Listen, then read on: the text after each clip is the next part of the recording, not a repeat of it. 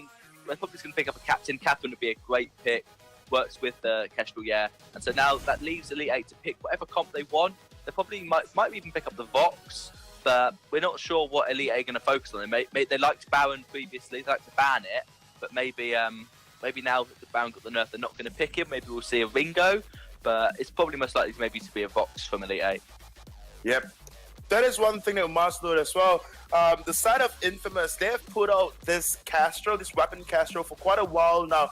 It's kind of a hit and miss when they do go on this Castro though, because they really need to push their early game, whereas the side of Elite 8 just counters that very well in terms of their macro plays and how they rotate around the map, because Elite 8 and Infamous, they have got decent, or rather relatively similar play style, in a sense of both of the teams are very, very objective focused. Elite 8 now, they are taking their own sweet time, or rather their time, into deciding what their comp would be. And I must agree with you, although Glaive now is still open, Glaive is a very good pickup going up against a Castro. If you put that Glaive in that of jungle, if not, then Samuel as well. We did see though Elite 8 bring out that Roam Samuel just before the playoffs, and they did win with that, or rather I think they lost with that, but their early game composition with that Roam Samuel was just insane, and the impact on the game, in the early game at least, was very, very big. Now we've seen a Koshka, so that means it looks like they want to go for early game with Koshka, and they're going to get the Baron. We're thinking whether Elite 8 we're going to focus on Baron given the nerfs that he did receive, but they are going to pick it up, so that means they want to get to probably around 16 minutes when Koshka starts to fall off and Baron starts to ramp up. That's when they're going to be in their real power spike. To counter this, they could go for a complete late game comp, maybe go Kestrel and Scarf, and just try and ride off the early game from Koshka, let Koshka fall off, and then be better in the late game. Or they could try early game aggression, maybe push that Kestrel in Crystal in the jungle, maybe go for a duel in lane, try and just push that Baron away. But it would be risky. I think the most likely pick is probably just a Vox, maybe if they want to go Crystal Kestrel, or something like, or they're going to go Ringo. So this could be a lane Ringo, which is most likely. I doubt we're going to see a jungle Crystal Ringo, but do you think they might bring it out Luxurious today? No, I don't think it'll be a Crystal Ringo. We've seen Elite 8, or rather the side of Infamous, bring up this comp before. You're on that Ringo, just matching Baron's damage stat for stat, and he could just stay there. And I think I was casting alongside you, and we did see that weapon Ringo just trash that of Baron ultimately, and he just stood there, he just shot down Baron, he could tank up 1-2 shots from Baron, and then afterwards just return the damage in like 3 folds, 4 folds time. So honestly, you know, the comp coming up from the side of Infamous, I must say they just look a bit stronger because they have very good scaling from the early game into that of late game. Of course, with that Ringo, with that Castro, both very late game heroes, but Ringo just does a little better in that of the mid game. And of course, we cannot quite forget that Catherine just counters that of Grace so very well. Yeah, Catherine countering Grace and Baron is really a good pick for Infamous. I think they're going to be quite happy with their comp. Obviously, Vision is going to be vital in this game. There were some changes to how Vision works with stealth heroes. So now, if Kestrel walks past a scout trap, she doesn't know it's there. Her name doesn't become visible. And if Kestrel walks into a bush where you're in and she's invisible, your name doesn't become visible either. So there's been some really interesting changes. And that means that Vision is now far, far more important for both sides, because Kestrel can't just find out where Vision is by walking next to it. And she doesn't know if she's visible or not. So I think it's going to be really interesting to see if Infamous are able to play around that. Catherine obviously going to build a contraption very early on to try and support Kestrel, and Grace is likely to do the same. Grace doesn't tend to want to build contraption. Grace normally wants to get Echo and maybe Shatterglass as quick as possible. So that is slightly playing into the hands of Infamous, that Grace has to counter build against the Kestrel, and if they want to build against Ringo, she has to get an Axe as well, further pushing back the Echo. But thank you for that analysis, Luxuria. Now we are into the fold for the first game, and joining me to talk about this game, I've got that fantastic I Requested You. Hello. How you doing? Good to be here. I'm good, thanks. Are you looking forward to this first game? Who do you think is gonna have the edge early on? Do you think Gosh is going to be able to snowball, or do you think that they're going to be able to stop it with the Kestrel? I do like what the side of Elite 8 have here. You talked about the early game coming out from Koshka, but as well as having that late game with Baron, of course, up in the lane, who's actually taking a fair bit of early aggression from the side of Infamous. Their game pushed right back, and it looks like it could even go close to a first blood, but he does have one more potion in his pocket. Meanwhile, we actually go to the jungle of Infamous and see Anime Save Me trying to fight it out with Spaghetti. And just like that, the first 2 kills of the game going over to the side of Infamous. So I was talking about, you know, this Koshka having an early game. And we see it now as Koshka diving up into lane onto SNK. But Infamous doing a great job to pick up the first 2 kills there and show their early aggression. So if Infamous continue to play this well, and we know Infamous, they are the top team in SEA for a reason, and they're very comfortable playing as an aggressive team, and they know how to work around it. They know their boundaries on their heroes, as well as just being within their own restrictions as a player and their own skill. So it's a very good team, but of course Elite 8 also making their way up to today's matches have proven themselves as well. I think it is fairly decent drafts from both teams, and when you ask me which one I think is going to win, I was bringing up the balanced kind of team comp of the early to late game that Elite 8 has, but when we talk about in terms of how these teams are going to play, I might have to go with Infamous on this one.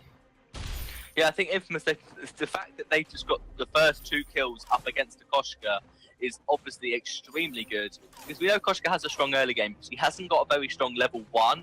With only having your Twirly Death and not Pouncey Fun available, Koshka really can't be an early game menace, can't put that much pressure on. So that means that Anime Save Me had to try and be a lone aggressor against Spaghetti. Spaghetti was extremely low, but got the healing tree, and which was enough to give him a little bit of health, a little bit of regen. And then when Anime Save Me tried to 1v1, Kesh just went, okay, I'm not going to try and run from you, you're Grace, you'll catch up. I'm just going to turn and fight. And so he just unleashed 4 glimmer shots. Anime Save Me was so low that Spaghetti could just wait for the reload on those arrows and easily pick up the kill. And obviously in lane 2v1, it was a smart decision from Infamous. They knew Koshka was going to have to take her backs together, so he had to take her backs alone, and Grace is likely to invade. So they really rotated extremely smartly against someone like Grace, and yeah, picking up the first kill against Sun Jaegers was absolutely massive. Unfortunately, they did go on to SNK, but that'll help him get a quick bounce in. Yep, and we'll just have to see how they play as a team as well. I think is going to be real important, because of course Grace and Koshka have a lot of synergy there when it comes to diving in, and once Koshka hits that level 6 as well, you've got that hard CC on the Catnip Frenzy that's going to shut down certain people, and of course having the knock up to follow through with that just provides a real easy opportunity for Grace to get in there, land that knock up as well, so you can chain the CC together hopefully.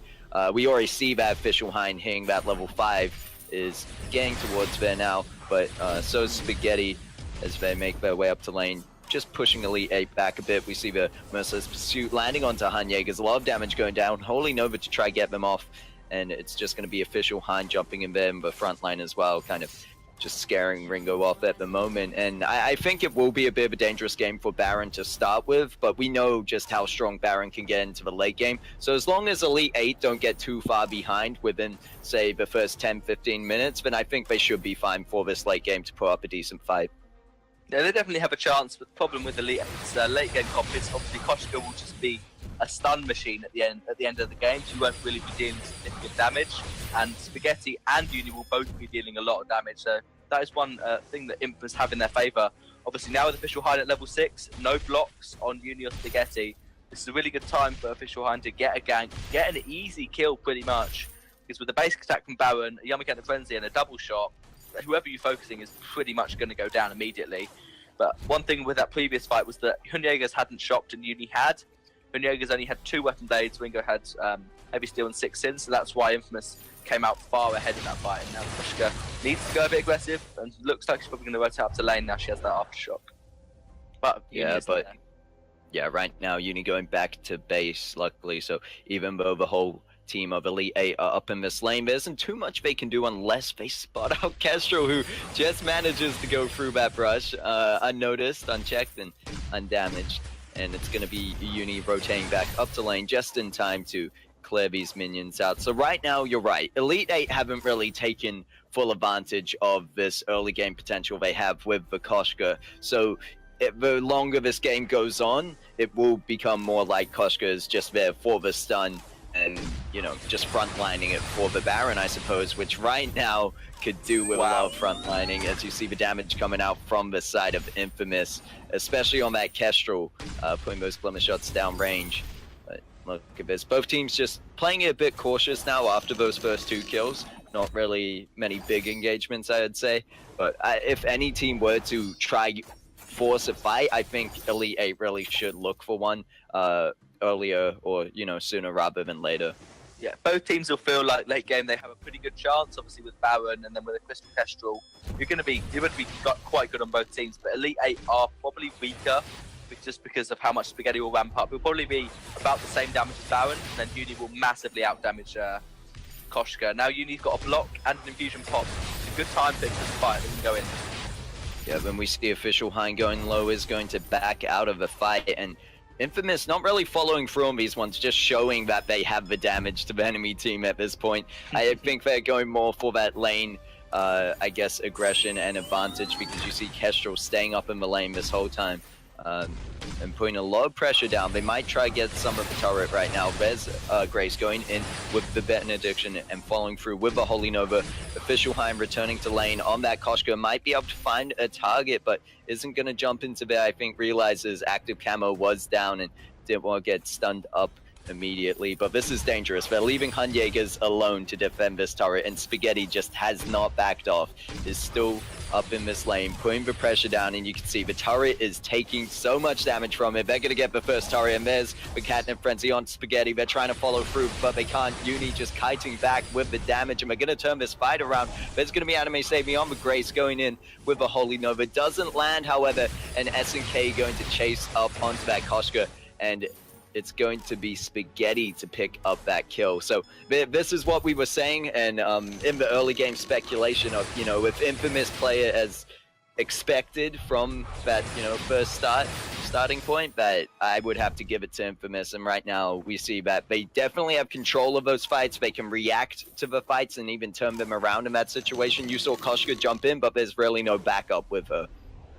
Yeah, Koshka's tried to do the damage onto Spaghetti. He just barely missed the stun on his active camo, but it's still, they could just burst Koshka down with so much damage. Ringo almost got a breaking point, but has that level 5 infusion just to really help him delete Koshka as quickly as possible. And Crystal Kestrel just has a massive amount of damage anyway. You don't even need an infusion. He needs to get items as quickly as possible, so doesn't want to really waste money on those infusions. And there's a Hellfire Brew probably going to go, and they're not going to fight. One shot missing, but yeah, Uni using that just to help him clear the waves. That was smart to make sure the turret isn't pushed by Elite 8. Uni on 100 CS, and we're only nearly 9 minutes in, so farming extremely well. And Hunjägers is doing well in most matches, but he seems behind Uni because of how well Uni is farming.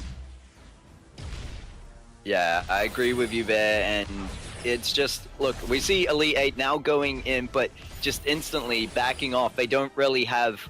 It's hard to put Baron in a position where he's close enough to do the damage without Infamous just turning around and instantly bursting him down. I think is the problem. They're getting Grace and Koshka can easily get up in that front line. They've got the abilities like the Benediction to get in there, and I believe it's Pouncy Fun on Koshka to jump into that fight. But Baron, unless he jump jets in, but that's a real commitment there, he's not going to be in the fight, which right now we actually see Baron at base. Meanwhile, it's a 2v3 over near Goldmine. They're trying to stop Infamous from taking this one. They don't want to let Infamous get ahead any more than they are, and it's why I talked about earlier that, you know, if somehow Elite 8 can still stay in this game and get Baron to, you know, ramp up a bit, then they might be able to turn it around in the later fights if Koshka perhaps tanks up instead of going for damage, because you are right, it will have to be more so focused on being there for the stuns. Yeah, intervention used by Grace, and yeah, it's just going to back off because the one shot lands onto the Jaegers. It just can't do anything. They're too scared to fight. Baron has got his sub attention, but it's a good power spike for him. They probably should fight quite soon, but they just don't want to. One thing I want to point out is that Infamous are using the Achilles shot from Ringo on Baron to slow him so Kestrel can land a Glimmer shot. And there's Kestrel on Baron.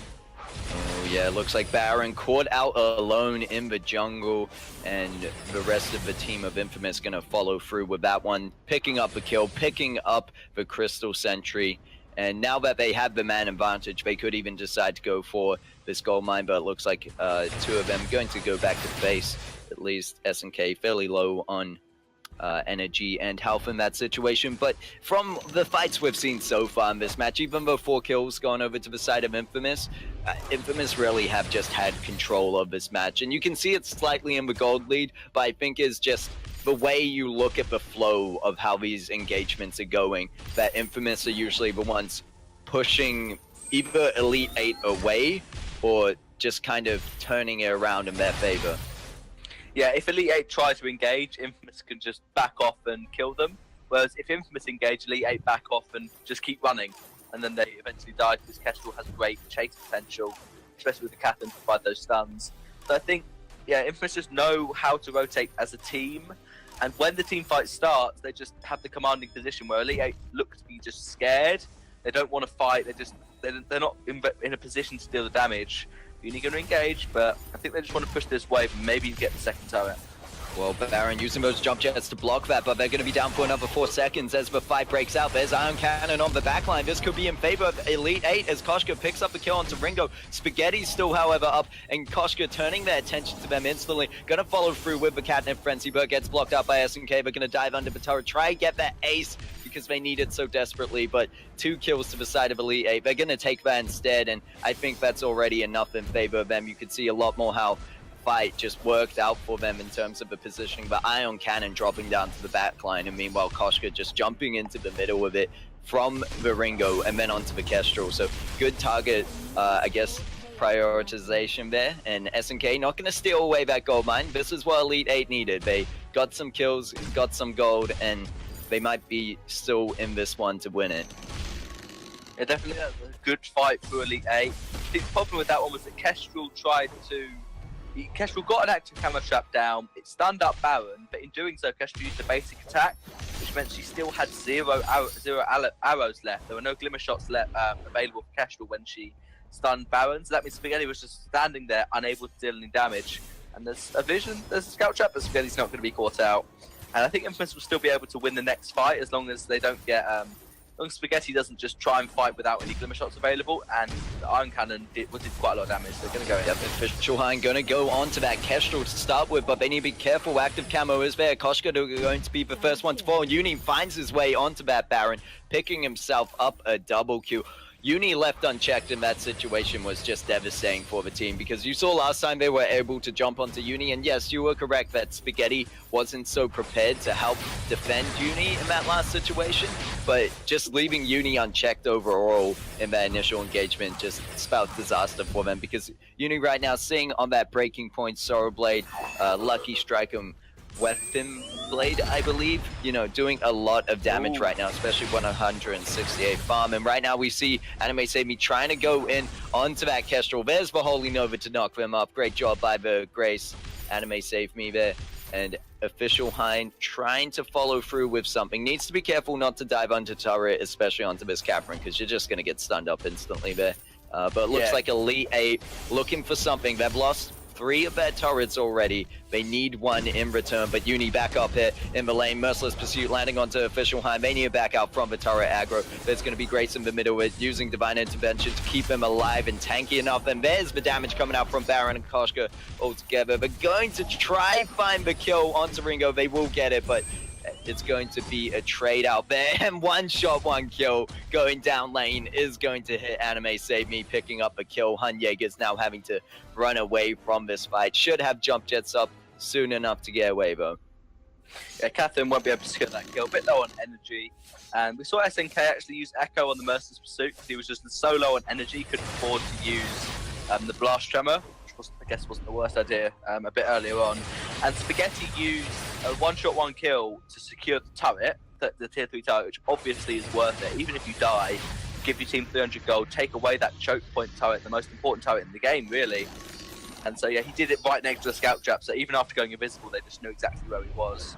I think, yeah, Koshka diving the turret to get Ringo was probably worth it, trading 1 for 1. But yeah, as you said, once Uni gets on top of Baron, Hunyegas just falls so quickly. Even with that tier 2 defense, Ringo's going 4 damage items, and there's not much that Hunyegas can do. He was focused entirely on getting Kestrel. When Kestrel went invisible, he didn't know who to focus, and Mingo was like, "Okay, you're trying to find Kestrel. I'm just going to burst you down." And now they're looking for an engage. Atlas wasn't used by Anime Saber, so they're going to wait a little bit. Wait for that. 80 that's Grace. Well, especially with Uni having that breaking point instead of, say, a tension bow like Hunyegas, Uni still has the damage there, and it's just going to ramp up the longer you leave Uni alive in a fight, making him that more dangerous. In the situation of Koshka having a broken myth, the problem there is because we talked about before Koshka being very early game orientated, and even if they're going to be able to kind of extend these fights out, I don't think they're going to be the ones coming out on top in that kind of situation unless they're able to get that Ringo out of the picture first.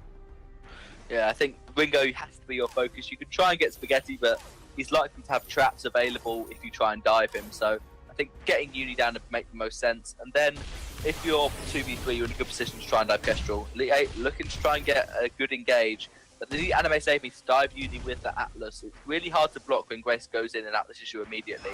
And once they do that, they could be in a good position. But Official High, almost dead.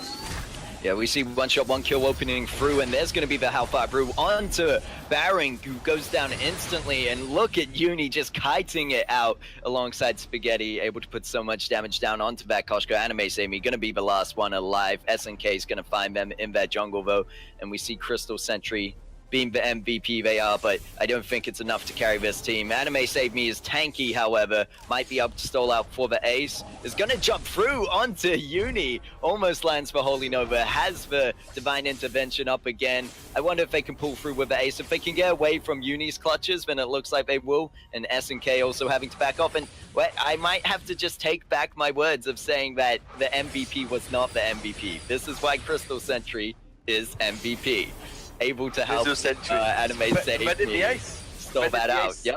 Yeah, but single-handedly, Kraken will go down, but I believe that'd be inevitable. Infamous, obviously, after taking the kills onto Baron and Koshka, we're going to get that either way. And now it's up to the side of Elite 8. They have 2 turrets left. We're 17 minutes 55 in, and this could be the end of it. It could, yeah. After getting the 2 kills, they just wanted to get the ace to help the minions push, make the Kraken easier to take because they would have been healthier, more energy, but just slightly unable to get it. We've seen SNK not actually echo the Blast Tremor once, he's just echoed the Merciless Pursuit a couple of times and just lock one of those carries in place, which is quite good to see. But one thing we also saw was the Hellfire Brew come out from Mingo, then the Blast Tremor from Catherine, making it impossible to block both. They didn't block the Blast Tremor and got silenced, so the Hellfire Brew would burn them. You're going to see it again probably. Yeah, Hellfire Brew gonna go onto Hunyegas initially. There's the Blast Tremor coming out from SNK onto Koshka, forcing them back under their to their base. And there's gonna be the first turret going down. They've got to do something here on the side of Elite 8. They're gonna jump through. I don't know why Koshka went back. There's the Divine Intervention to keep him alive. Now it's gonna be used on Hunyegas. Official Elite 8 might be able to turn this one around, but they need to be careful. Kestrel is on the back line there. They're gonna get the Kraken, but someone needs to stop Spaghetti. They jump into the active camo. They're going to get SNK. There goes the Kraken, and SNK still up. Spaghetti falls, but the Crystal falls with it. There's the ace going over to the side of Infamous, finishing it through at 19 minutes and 10 seconds. I thought Spaghetti was going to be a little bit sneaky and just stay invisible behind the Vayne, wait for the Kraken to die, wait for all of Elite 8 to back off, then try and take the Vayne. That's what I was half expecting there. Well played by Infamous. They had an early game lead against Koshka, and from there it would have been really hard for Elite 8 to turn it around. Even though they got the kill onto Uni, they just couldn't. They couldn't get a kill on Spaghetti afterwards. So yeah, Infamous played it really well.